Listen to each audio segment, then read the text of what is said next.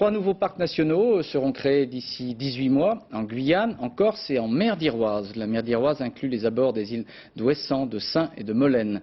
La préservation de la mer et de sa faune entraînera sans doute des comportements différents des pêcheurs et des touristes. Reportage à Molène, Jamila Mimouni et Éric Delagneau. À quelques encablures de la côte, abritée des vents d'ouest, émerge l'île de Molène.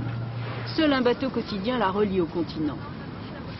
La coiffeuse Patricia ne vient qu'une fois par semaine. Les 280 habitants de l'île vivent essentiellement de la pêche. Molène sera au cœur du futur parc national marin de mer d'Iroise. Ses contours sont encore provisoires. Jean-Yves Le Gall est né sur l'île. Depuis 10 ans, cet ancien pêcheur inspecte les îlots environnants. L'été, dans ses récifs, des phoques gris et des mouettes argentées trouvent refuge. Mais le vrai secret des îlots se cache sous l'eau. Cette mer d'Iroise concentre dans ses fonds mouvementés une faune et une flore uniques en Europe. Et c'est pour préserver cette biodiversité que le parc va être créé avant l'an 2000. Mais Molène se méfie, ne comprend pas l'utilité de ce projet. Les pêcheurs craignent les restrictions. Ils veulent continuer à pêcher en posant casier et filet comme ils l'ont toujours fait. Ah bah s'il met des contraintes de la pêche déjà plus beaucoup, on l'aura plus du tout. Là c'est clair.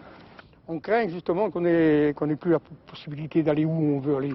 Je me mets un peu à leur place, des inquiétudes elles sont fondées, dans la mesure où vis-à-vis de l'État on n'a rien d'écrit.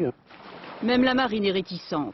Elle voit dans ce futur parc national une remise en cause de son autorité sur le site. Parfois, au large de Brest, glisse furtivement un sous-marin nucléaire. Pour l'armée, pas question de limiter ses activités dans le secteur. Le défi de ce futur parc, concilier protection de la nature et intérêts économiques sans bouleverser les habitudes de pêche traditionnelles.